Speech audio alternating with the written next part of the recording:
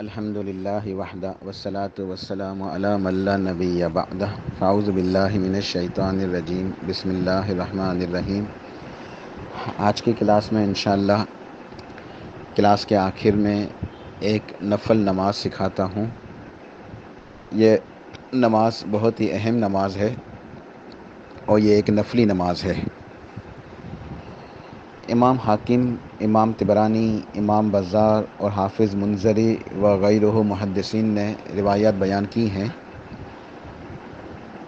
وعن ابی ہریرہ رضی اللہ تعالی عنہ قال قال رسول اللہ صلی اللہ علیہ وآلہ وسلم لا یحافظ علی صلاۃ الضحیٰ الا اواب وہی صلاۃ الاوابین۔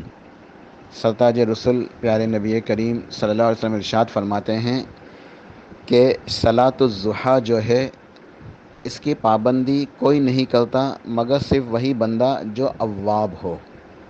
اواب یہی ہمارا جو موضوع چل رہا ہے، الانابۃ الی اللہ، اللہ تعالیٰ کی طرف رجوع کرنا۔ تو جو بندہ اللہ تعالیٰ کی طرف بہت زیادہ کثرت سے رجوع کرتا ہے اسے کہتے ہیں اواب، منیب بھی کہتے ہیں اور اواب بھی کہتے ہیں۔ تو یہاں ایک نماز ہے، یہ ہے صلاۃ الضحیٰ، اور حدیث کے اندر الفاظ ہے کہ لا یحافظ علی صلاۃ الضحیٰ الا اواب وہی صلاۃ الاوابین، کہ صلاۃ الضحیٰ جو ہے اس کی حفاظت یعنی اس کے اوپر ہمیشگی کون کرتا ہے؟ اواب۔ جو شخص اواب ہوتا ہے، اللہ تعالیٰ کی طرف پلٹنے والا، رجوع کرنے والا، عبد منیب ہوتا ہے، وہی اس نماز کی حفاظت کرتا ہے یعنی اس نماز کو ادا کرتا ہے۔ وہی صلاۃ الاوابین، اور یہی ہے نماز رجوع کرنے والوں کی۔ تو اس نماز کے دو نام جو ہے وہ بیان ہوئے ہیں، ایک صلاۃ الضحیٰ اور ایک صلاۃ الاوابین۔ یہ نماز ایک نفل نماز ہے اور اس نماز کو ہم اردو میں کہتے ہیں اشراق کی نماز۔ معاف کیجیے گا، اشراق نہیں، چاشت کی نماز، ٹھیک ہے۔ اشراق کی نماز علیحدہ نماز ہے۔ اشراق کی نماز سورج طلوع ہوتے ہی فوراً ادا کی جاتی ہے۔ فجر کی نماز کے بعد جیسے سورج طلوع ہو جائے، سورج طلوع ہونے کے بعد جو نماز ادا کی جاتی ہے وہ اشراق ہے، اور اس کے بعد کچھ دیر ٹھہر کے جب سورج کے اندر تپش آ جاتی ہے تو یہ نماز کا وقت شروع ہوتا ہے، اسے کہتے ہیں چاشت۔ چاشت کی نماز ہم اردو میں کہتے ہیں، عربی میں اس کے دو نام ہیں، صلاۃ الضحیٰ اور صلاۃ الاوابین۔ صحیح مسلم کے ایک حدیث کے اندر اس کا وقت بیان ہوا ہے۔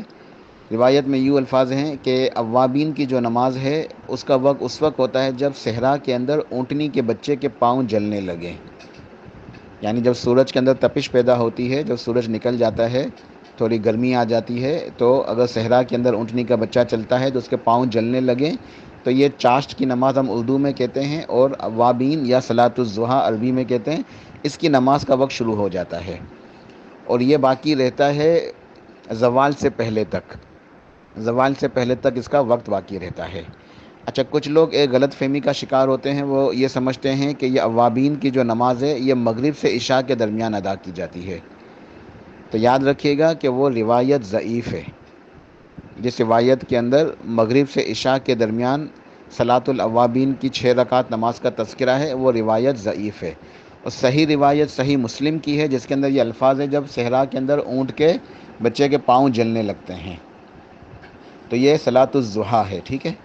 تو صلاۃ الضحیٰ اور صلاۃ الاوابین دونوں ایک ہی نماز ہے، دونوں نمازوں کے ایک ہی نماز کے دو نام ہیں، صلاۃ الضحیٰ اور صلاۃ الاوابین، ٹھیک ہے، جسے ہم چاش کہتے ہیں، ٹھیک ہے۔ تو اس کا وقت بھی میں نے بتا دیا۔ اب اس کی رکعتیں کتنی ہیں؟ اس کی رکعتیں 2، 4، 6 اور 8 سب ثابت ہیں۔ 2 رکعتیں بھی ادا کر سکتے ہیں، 4 رکعتیں بھی، 6 رکعتیں بھی اور 8 رکعت بھی۔ تو جو انسان کو سہولت ہو، انسان اللہ تعالیٰ کی عبادت کرتے ہوئے، چونکہ ایک نفلی نماز ہے تو جس قدر ہو سکے انسان ادا کرے۔ 2 رکعت اچھا ہے، اور بہتر ہے 4 رکعت، اور افضل ہے 6 رکعت، اور سب سے افضل تو یہ ہے کہ 8 رکعت۔ تو بہرحال 2 رکعت، 4 رکعت، 6 رکعت، 8 رکعت یہ سب ثابت ہیں۔ تو اس نماز کا نام ہی کیا ہے؟ صلاۃ الاوابین، رجوع کرنے والے کی نماز، اللہ تعالیٰ سے سچی توبہ کرنے والے کی نماز، اللہ تعالیٰ کی طرف پلٹنے والے کی نماز۔ اور روایت کے الفاظ کیا ہے کہ لا یحافظ علی صلاۃ الضحیٰ الا اواب، کہ صلاۃ الضحیٰ کی حفاظت تو کوئی نہیں کرتا مگر وہ جو اواب ہو، رجوع کرنے والا ہو۔ لہٰذا ہمیں چاہیے کہ ہم اپنی پانچوں نمازوں کی بھی جو ہے نا وہ حفاظت کریں، ان کا بھی اہتمام کریں، فجر، ظہر، عصر، مغرب، عشاء۔ اس کے علاوہ جو سنن و رواتب ہیں 12 رکعتیں سنت مؤکدہ، ان کی حفاظت کریں۔ اور اسی طریقے سے تہجد کی نماز بڑی فضیلت والی ہے، وطر کی نماز ہے، اشراق کی نماز بھی ہے، اور یہ صلاۃ الضحیٰ، یہ صلاۃ الاوابین ہے۔ تو اگر ایک انسان کچھ وقت نکال کے، کیونکہ یہ دن کے ابتدائی حصے میں ادا کی جاتی ہے، تو کچھ لوگ تو نیند میں مصروف ہوتے ہیں، سو رہے ہوتے ہیں، کچھ اپنے کام کاج میں ہوتے ہیں، کچھ اسکول کالجوں مدارس وغیرہ میں زیر تعلیم ہوتے ہیں، تو انہیں کلاسز چل رہی ہوتی ہیں، تو ہے یہ مصروفیت کا وقت۔ تو بہرحال کیونکہ صبح صبح کا وقت ہے، تو اگر کوئی انسان اس وقت کے اندر اپنے جو ہے نا وہ ذرا کوشش کرے، محنت کرے، قربانی دے، تو چاہے تو 2 رکعت ہی ادا کر لے، اور توفیق ہو تو 4 رکعت یا 6 رکعت، 8 رکعت تک بھی ادا کر سکتا ہے بہرحال۔ تو یہ صلاۃ الاوابین ہے، رجوع کرنے والے کی نماز۔